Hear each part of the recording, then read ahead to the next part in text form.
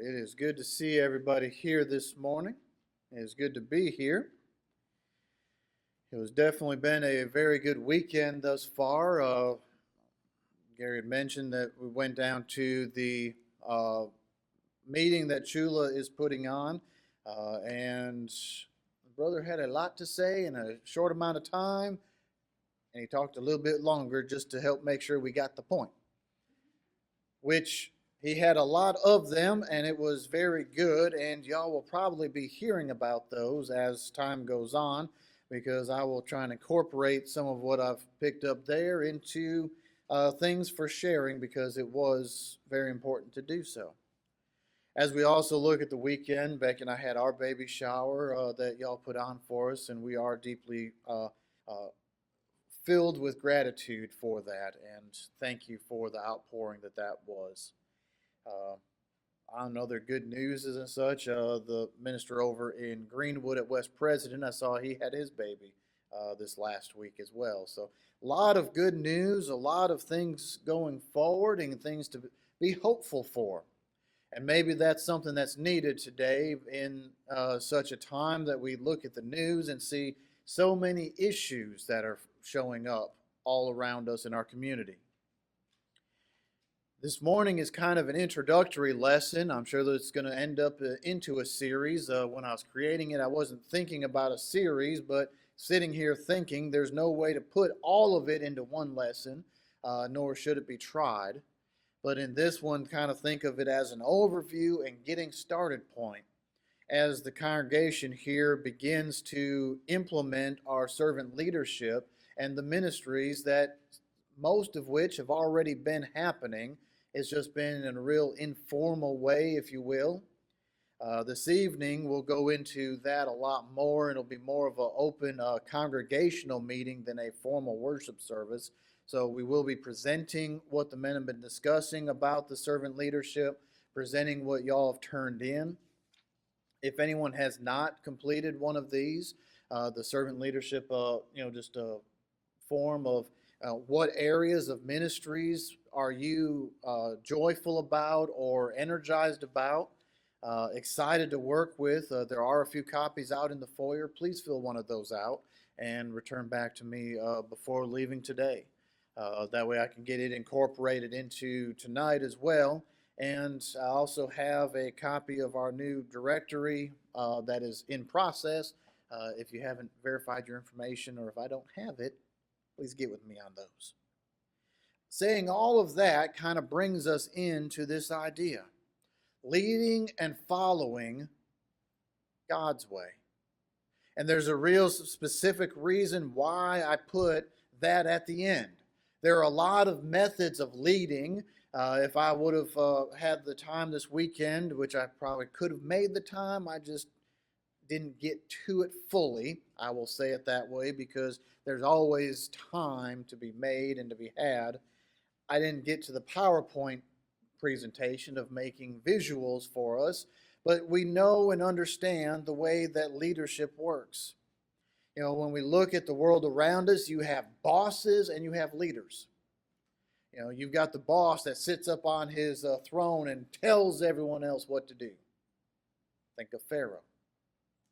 Then you have leaders, where they are boots on the ground with you. They are helping you along the way, showing you the way. Since we're talking about Pharaoh, think about Moses as the counter, as the leader instead of as a boss. So when we say we have to do it God's way, there are so many times that we fall into the rut inside the church about looking at how to do things the way the world does them, when it should be the opposite. The world needs to be learning from God. And I mentioned the distress in the world because I think the root of all issues goes down to the world is not following God, and therefore it is in disarray, and we have issues. So if we come back to God's plan, so as we look forward to growing the congregation, making it stronger from the inside through our leadership, through our servanthood, as we see Christ describing it. In James chapter 1 and verse 17, it says, "Every good gift and every perfect gift is from above and comes down from the Father of lights, with whom there is no variation or shadow of turning. Every good gift and every perfect or complete thing. Every gift that he gives brings a purpose behind it and gives us a way to be able to be whole and complete as a body of his. And it's something we need to think about and remember because we are each created with different gifts. He didn't give all of us the gift of being a pulpit minister. He didn't give all of us a gift of being able to reach someone in sorrows or someone in need. He didn't give all of us the gift of being able to decorate the building or a room for a special event. He gave each of us different gifts. We can look at the parable of the talents, where each person was given 1, 2, or 5. It doesn't say, now, he used money to emphasize that one. In other areas, we see where he made some to be ministers, some to be apostles, some to be. Not everyone had the same gift. He describes the church as a body, many members, many parts, but one body. The whole body can't be an eye. All we'd do is roll around. We could see where we're going, but we couldn't control where we were going. And we wouldn't have any reasoning for what we were doing. So when we think about this, we have a choice. Think about that parable just in brevity. Those people were expected to grow. When the master came back and he saw that the 5 talent and 2 talent both doubled, he congratulated them for growing.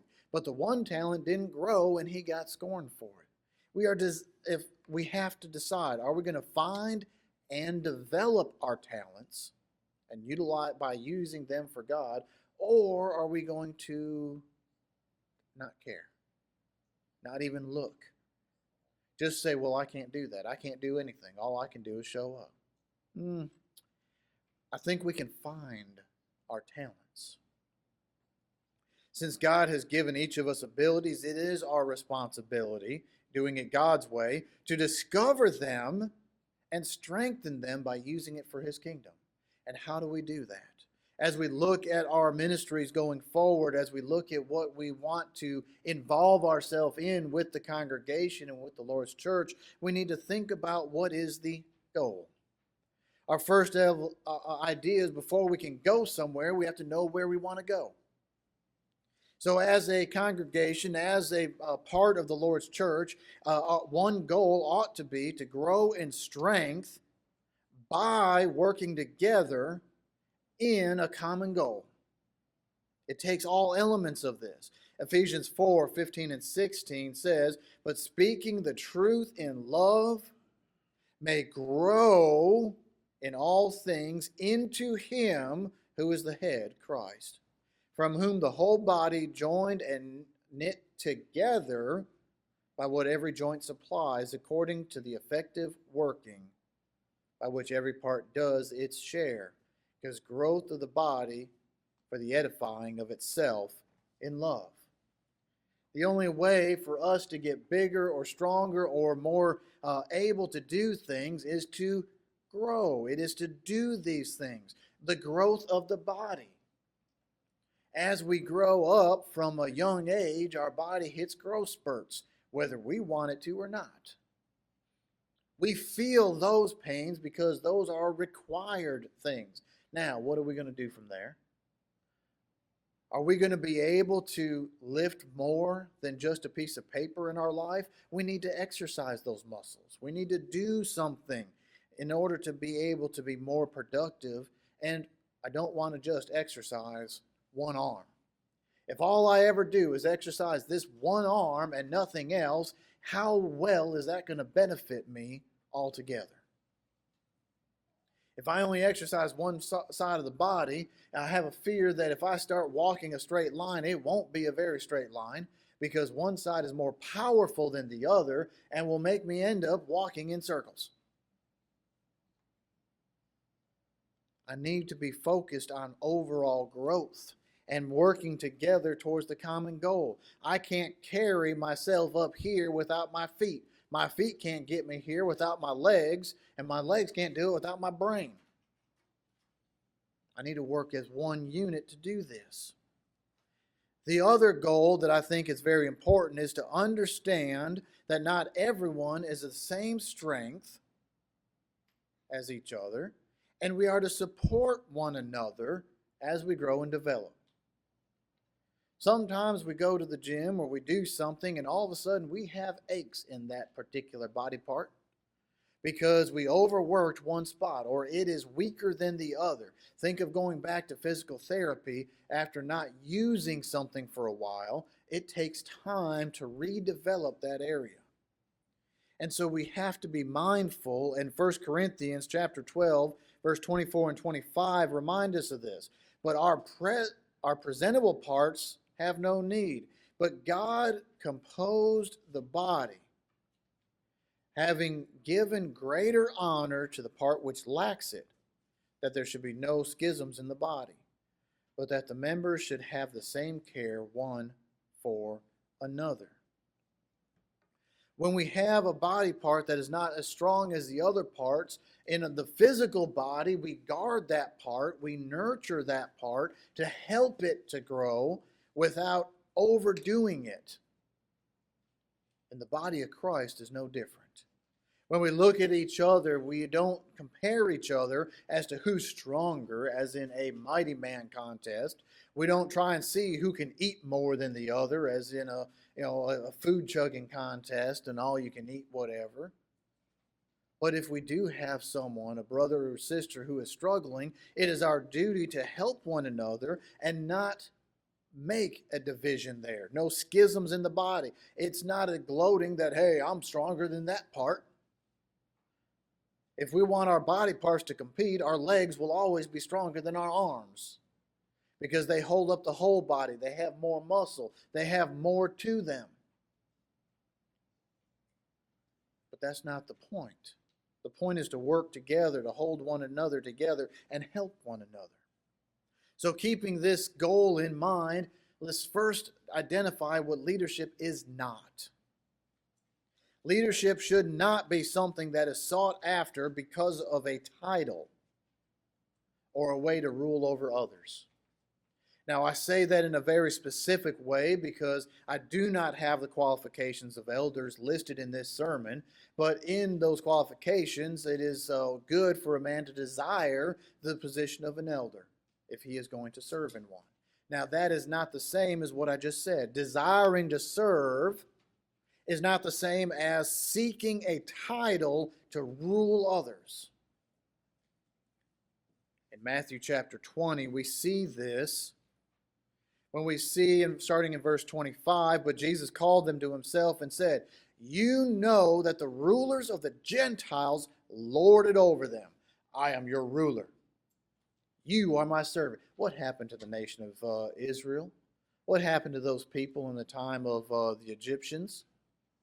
They were living side by side. Then a Pharaoh came up that knew not Joseph, and he lorded over the Israelites. It's still going on all the way through to today. How many people are in a position of power or of authority or of leadership? The proper terminology you can find out real quick listening to politicians. Are they a politician or are they an elected official? A politician is someone who is lording over because they have made that their career to do all of it. Versus a elected official is someone who is working for the people, leading and helping. Think about the titles carefully and what people call themselves. There's a difference. Know that the rulers of the Gentiles lord it over them, and those who are great exercise authority over them. There are levels of authority. You think you're the ruler here? Guess what? There's someone even bigger than you. And each of you have your own pecking order. But whoever desires to become great among you, let him be your servant. Whoever desires to be first among you, let him be your slave, just as the Son of Man did not come to be served, but to serve and to give a ransom for many. The first part is the emphasis. We'll come back to the second part in a minute. It's not about ruling over anybody.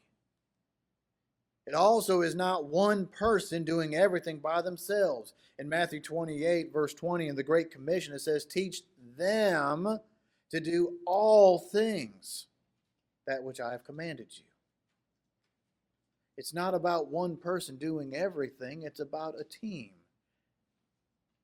This is what I love about the Lord's church. We're not out here trying to do anything by ourselves. Any type of gathering that we have is not one person running anything. As we look at this, I was actually asked yesterday about little Raya. Does her mother not care that she's just passed around to everybody? We work together. We're all family. It's not an issue when we're family. It's not an issue when we work together. I have no doubt that little Evelyn Clare will be passed around just as Araya is nurtured by all. It's okay to have more than one mama or grandmama or auntie or whichever title you would like to have about that. Love needs to be felt by all. Leadership needs to be done by all. It's not just one person. We also see that leadership throughout the Bible is not women leading the efforts, as godly as they are. And I've got a whole idea about putting a whole lesson together on godly women and what they're able to do. But we stop and think about the leadership that God has provided. What is God's blueprint? What has God chosen in His plans? As we look at it, Adam was made first, the woman was second. The woman was first to fall into sin. This is described in 1 Timothy 2, 13 and 14. We also see that Jesus chose men to be the apostles. He chose many to follow him, and we see the men were called. We also see in Acts chapter 1, when Judas is no longer in the picture and they need to bring in another one to fill his place, there were women present who would fit the qualifications of an apostle, because you had to visually see what Christ was doing. You had to have heard directly from him. And there were women that fit that description. And there were women in the upper room at this particular time. But through the Holy Spirit, the names of those who were brought up that were eligible were a couple of men. And the lot fell on Matthias. We see another time in Acts chapter 6 where there were widows that were not being fully receiving what they needed. They were in need of the assembly, but instead of the apostles stopping the spiritual teaching, sometimes women are great at comforting other women, but in this case here we see that the apostle said, pick out several men and bring them before us to lead the efforts. Now we do have an account where a woman is listed first in the naming of an act in Acts chapter 18 and verse 26 in that surrounding area, where Aquila and Priscilla. The wife is listed first, but the husband is right there at her side, taught more perfectly the word. Their ministry was clear, but yet we also see it as a team. I say all this not to say that women cannot lead, that women cannot do anything, because the Bible is very clear that yes, women are strong. It very clearly points out godly women. Look at the account of Mary and Joseph. Joseph is hardly mentioned. He had to be godly to be in the picture and to be part of that group. And it says that he was because of the actions that he did, but the focus was primarily on Mary. There are so many women that are such a great comfort and that do have roles of leadership or roles of assistance and servitude and leading in God's way, but it is not always the very front. In God's plan, the men are to stand up and lead. The primary reason I see for all of this is God said so. 1 Timothy 2:13 and 14 gives the best example of that one, of saying Adam was created first. From Adam was woman. Woman was first to be in the sin. Man fell right behind, so that means, men, we need to stand up a little better than what our track record is from the beginning with Adam and Eve. But think about the roles that we play. As we go forward and think about the servant who leads God's way, we see what leadership is in, but what is God's way? And I am not saying that a woman cannot lead. If this congregation was all women, does that mean that everyone comes in, sits down, and there's no leadership? We do what we do.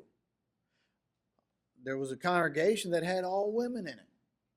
There were no men attending. Well, the women got up and did everything that was supposed to be done for the worship to occur. When they taught a young man and he obeyed, they mentored him because he is now the leader because of the role that is given by God's process. But what we do see in leadership, in God's way, and in following, just because I have a title of I'm a leader. Well, who are you leading? Myself. Well, what good is that? When you're a little kid with an imagination, that's all you need. Growing up, we need a little bit more. So what is God's way? If we do it God's way, we will review back in Ephesians 4:15 and 16, and we will see that we will speak the truth in love. What is a good leader? A good leader is one who will tell the truth in love. There are ways to do it.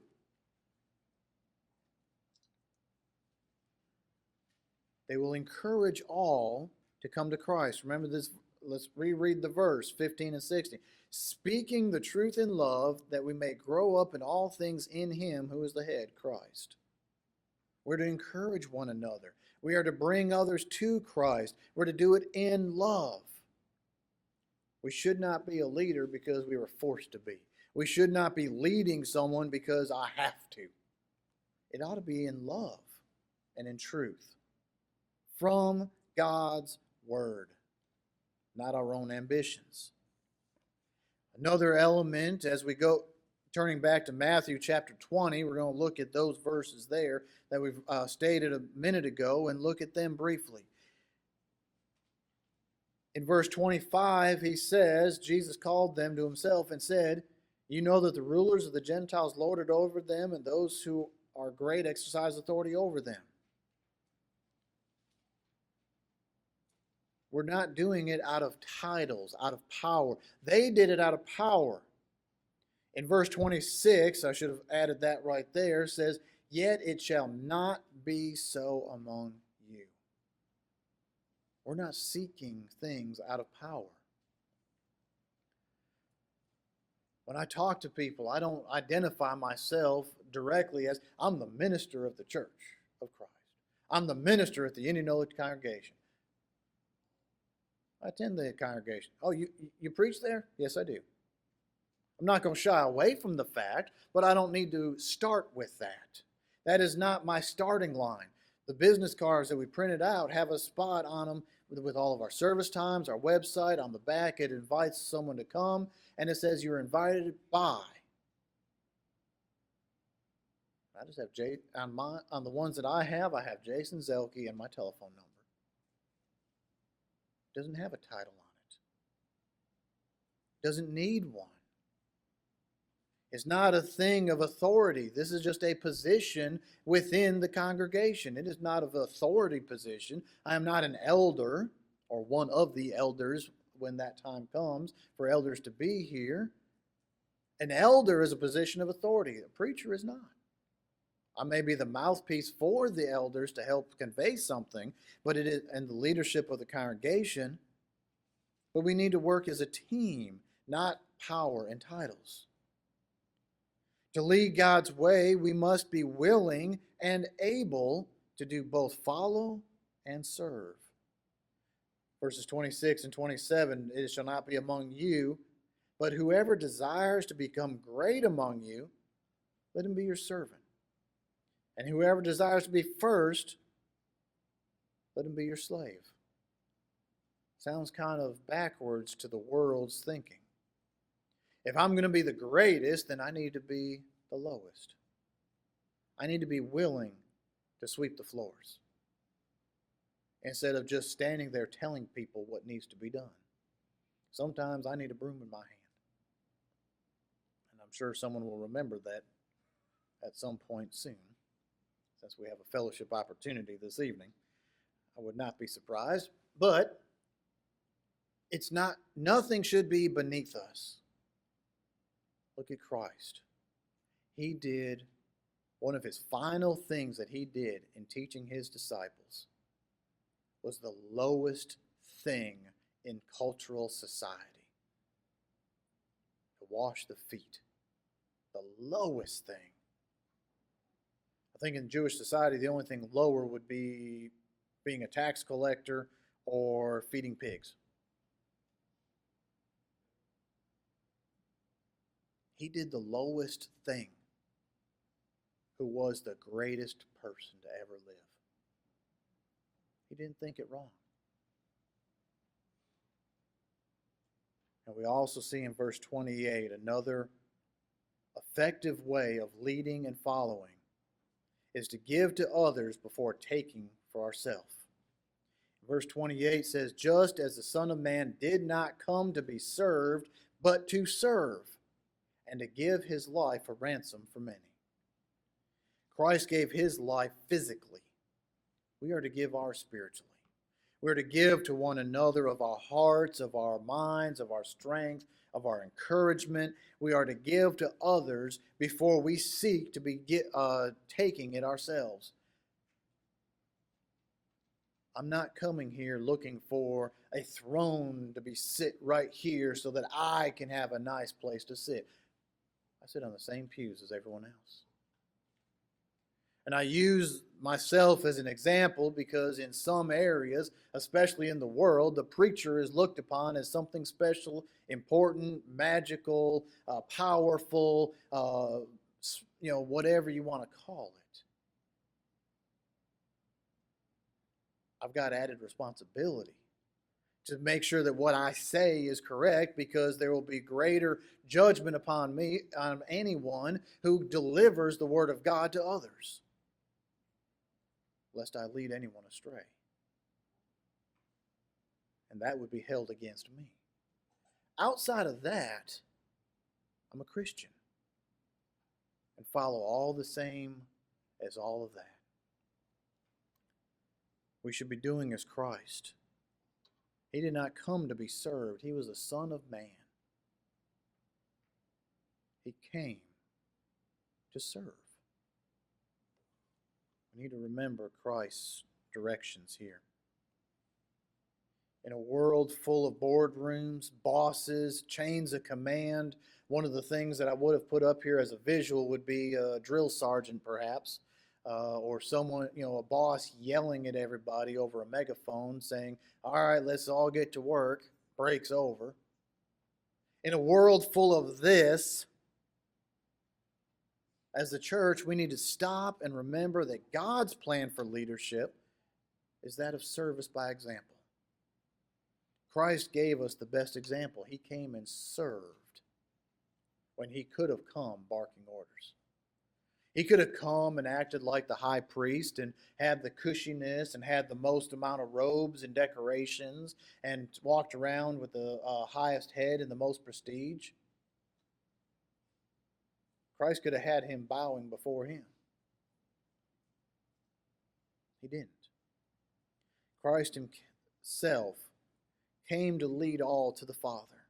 And he did so by serving those he came in contact with. He served the sick by healing them. He served his disciples and his followers by teaching them and by giving them of his time and efforts day by day.